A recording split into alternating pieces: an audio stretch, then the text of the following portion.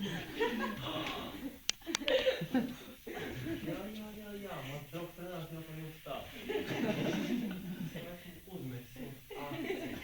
Bet atpakaļ.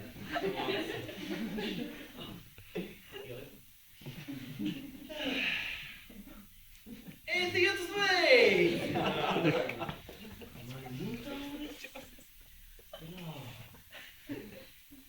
Cik bieži jums Nīderlandē skan taure?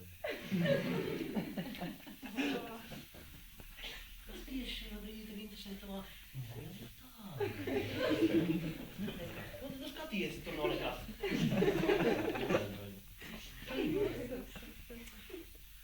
Izstāstīšu jums vienu anekdoti.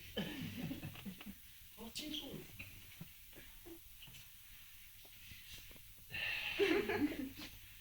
Stāv vīrietis pieturā. Jokmējās, un viņam kā daudz cilvēku pēkšņi. Viņam pieturās viena sieviete.